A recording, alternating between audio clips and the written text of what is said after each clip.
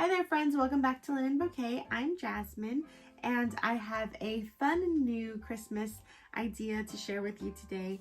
I just released my Snow Hoop Ornament pattern that is now available in my Etsy shop, and today I will be talking to you about this new ornament pattern.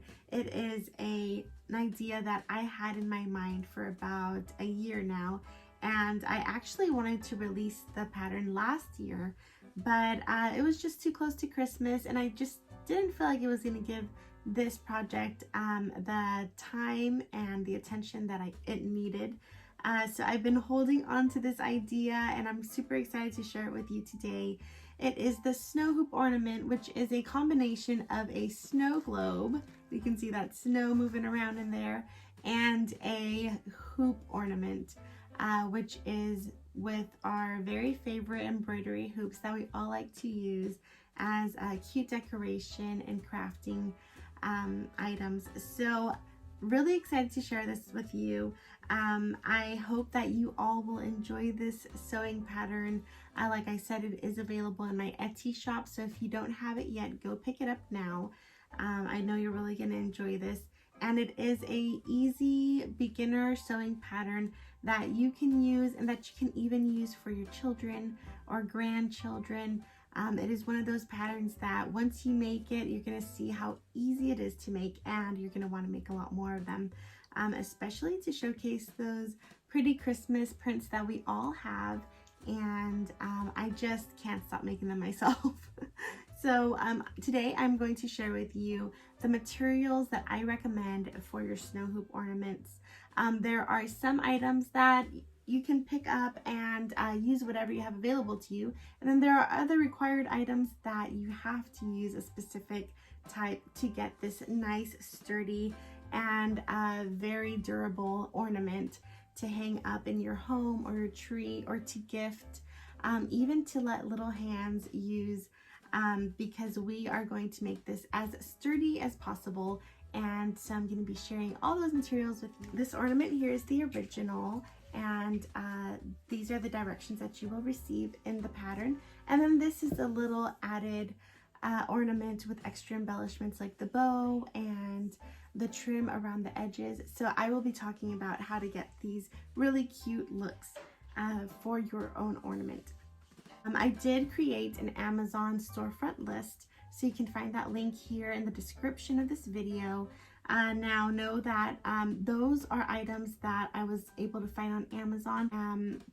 Recommending in this video because Amazon is limited.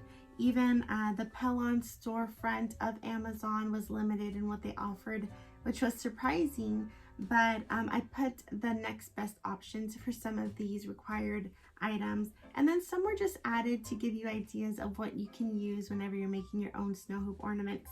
So let's go ahead and get into this materials list. Now, you will see that this is just a really great size. What I used is a 4-inch hoop, and these are a little difficult to come by during the holidays because everyone is buying 4-inch and 3-inch hoops to make their Christmas ornaments or gifts, or even just to craft with. So if you can get your hands on these, buy many of them. You're not going to be satisfied with just one hoop ornament. You are going to want to make a lot of them. And I realized that after my first few tries, I think I bought 4 for my first trial run of this snow hoop ornament, and I was very disappointed because whenever I went back to the store, they were all sold out. So snag up as many as you can when you're there. Okay, so that is the 4-inch hoop that you will need, and I recommend only using wood. Okay, and then we will be using 3 different types of materials. I'm not going to tell you what to use because that is part of the fun of creating your own ornament, is picking from the Christmas fabrics that you have or that you see at the store and picking out your favorite prints. I picked this one up, and it is a Nutcracker themed fabric. It is all cotton quilting fabric, and I thought it was just adorable. This is from Joann's, and I believe it is the Pop brand.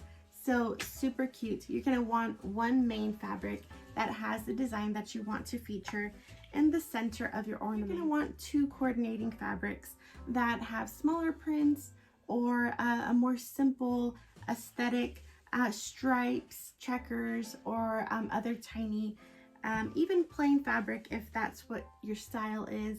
So 3 different types of materials for your Christmas ornament will be perfect. And the next item that we need for this ornament, which I am very specific about, is the interfacing. And I'm not sure why it's called stabilizer because we leave it in the project, but Pellon calls it a stabilizer. So this is a ultra firm Peltex Pellon stabilizer, and it is one side fusible. I buy a lot of this stabilizer for many of my projects because I think it's a very nice and sturdy material, and I get a ton of use out of this material. Actually, I'm not sure why it's not used in more sewing patterns because I find it so helpful. But what I picked was the 71F Peltex Pellon stabilizer, and you can find this in your local craft store or at Joann's. Maybe even order some online if you need to from their shop. Every now and then I will find it in other stores, but it's not as commonly available in other places. And I even looked on Amazon and I could not find the 71F that I needed. So I did find one that was similar, but the one that I listed in the list, the storefront Amazon list, is not this exact one. It's kind of the next best thing. What I recommend is the 71F, and I'm very specific about this because this provides the sturdy backing for your ornament.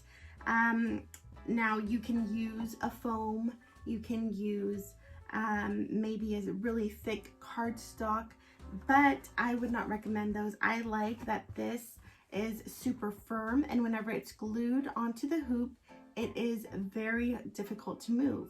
But it also gives a slight give for whenever you are adding all the other materials. So that is why I love this very ultra firm stabilizer, and that is what I recommend.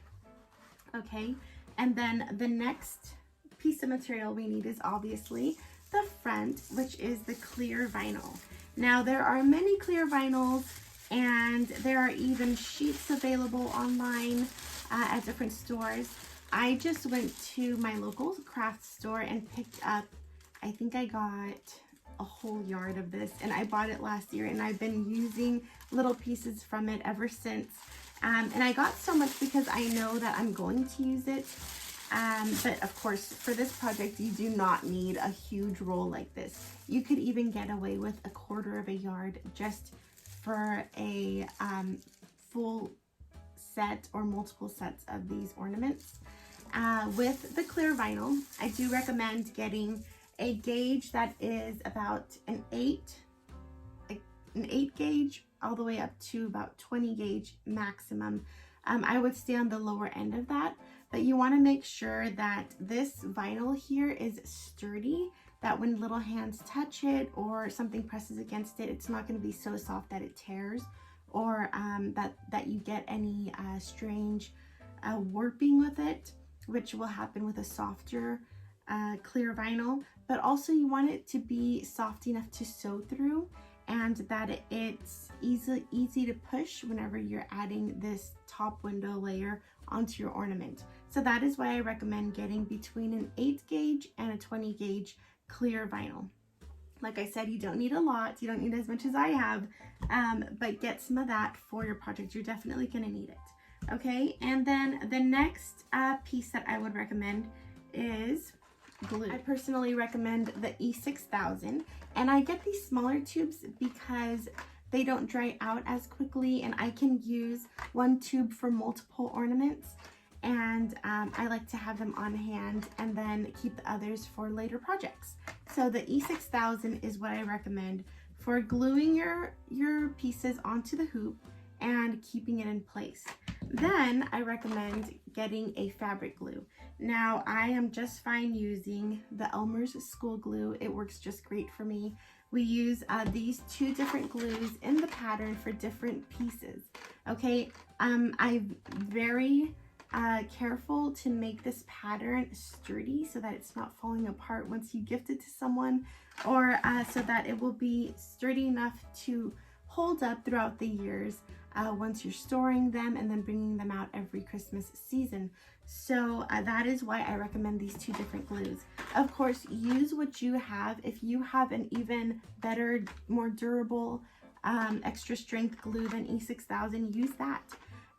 What I would recommend is to be careful that if it has a lot of fumes like this one, that you are well ventilating your area, because, and I will get into this in the next video, but because some of those fumes can warp the clear vinyl. So be careful with that. And then here's another fabric safe glue that I also like. Now this one, the Elmer's glue, is just easy. It's everywhere. You can find it at any store pretty much. And it dries so quickly. So I used this in my project. But there's also this other E6000, and I am a big fan of their products. It is called Fabrifuse glue. And this is also another great option if you want a more fabric safe glue. Of course, there's also the Soline glues that work great. And then there are some other products that are made by other quilters and designers that you can use that are very fabric safe. Now, if you use something like this Fabrifuse E6000 glue, you will have to let it set for maybe about a good 12 hours. And I don't like to wait that long. So that is why I used the Elmer's school glue. Okay, so get yourself some really great glue that you trust and that will be durable for your project. Okay, next I'm going to talk about the snow, which is the filling of the ornament. Now you want something that is going to be small enough to shake around in the ornament, because these hoops are not very wide. I would say it's less than ½ an inch. So you want something that's really small that's going to fit within that ornament and that will have mobility to give you that fun snow globe look with movement. And what I found was some really nice plastic fine snow at my local craft store. I went to Hobby Lobby. Of course, I go there first for everything. And these are clear luminescent flakes that I was able to find. You do not need a lot. So if you plan to make a bunch of these ornaments, one pack of snow will be just fine for you. And I also have this other bag that I've also been using, and you can see my tablespoon is in there as I've been measuring out the right amount for my ornaments. So you don't need a lot. A tablespoon is going to be just fine for this ornament, because the more you put in there, the more it'll cover the center design, and we don't want to cover up that really cute fabric in there. Some other options for your ornament are these little fine foam pebbles. They are so tiny and work perfectly within the ornament. You can see they're moving in here. They're very tiny, and I will give you a close-up look. See how tiny those are. These are foam pebbles, which I also found at the craft store. And then glitter. Glitter makes it really cute. I picked up this full set of pop glitters, and these are the jumbo flakes. I recommend do not use any fine glitter. The fine glitter will actually stick to the plastic or the fabric, and then it won't give it as much movement inside of the ornament. So a jumbo glitter flake is perfect, and I picked up these very fun colors. We have the classics in gold and silver, and this clear luminescent, and then green for the Christmas ornament. And then I also got some pinks and aquas and blues for a more festive, non-traditional color scheme, which I'm really excited to use because I like mixing and matching colors during Christmas time. So those are what I would recommend. Also, there are some really fun and tiny sequins. I would recommend going through the children's craft aisles, because that is where you will find the large flake glitters and sequins and cute little embellishments to add to your ornaments, and you're gonna have the most success in those aisles. Okay, now next I'm going to talk about the ribbon. So ribbon is totally up to you, whatever your preference and style is. This ribbon is about a 5/8 of an inch in width, and so that gives a nice look but you can also go with a thinner ribbon, and I like this velvety style. And then there are other options like this 1.5-inch ribbon. If you're going to get something wider, you're going to want to make sure that the material is not very thick, that it's thin enough to go through that small little gap of hardware there. We don't want anything too thick that's not going to fit. So you can have fun color matching whatever type of ribbon you want on your ornament. You will need felt for this project. I like using it on the back of my ornament to seal everything off.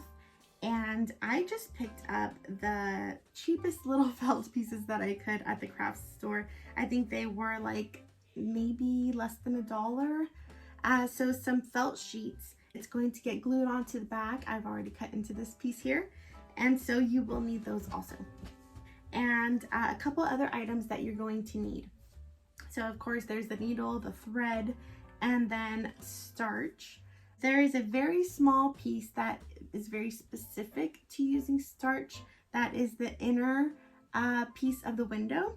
And then also this thin strip that wraps around the outer hoop. You are going to need to starch that fabric also. And I recommend drenching those with a very liberal amount of starch so that there is no fraying whenever you are wrapping the strip of fabric around the hoop.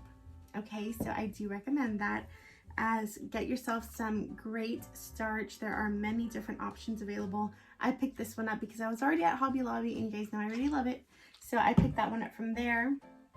And then another item you're going to need is wonder clips. So, I mean, you don't need to have these, but I actually found them very useful, and I don't use wonder clips very often in my sewing projects, but for this project it really did help me. So wonder clips to hold your fabric in place as it dries. Now you will notice that this project does not have a lot of sewing in it, and it is a sewing pattern, but you're using your glue, you're using your other materials and the tension of the hoop to hold things together. So you're not going to need a lot of sewing, which is really great, because if you are a beginner sewist or you're not very confident in your sewing abilities, this is one of those projects that you don't need to be at the sewing machine for very long. And also a great project for children to get in on the fun because of that small amount of sewing. You could even sew the piece together and then have them assemble it all, and that would be a really fun kids craft. So those are some ideas for you to have this season with your family. And I think that covered everything.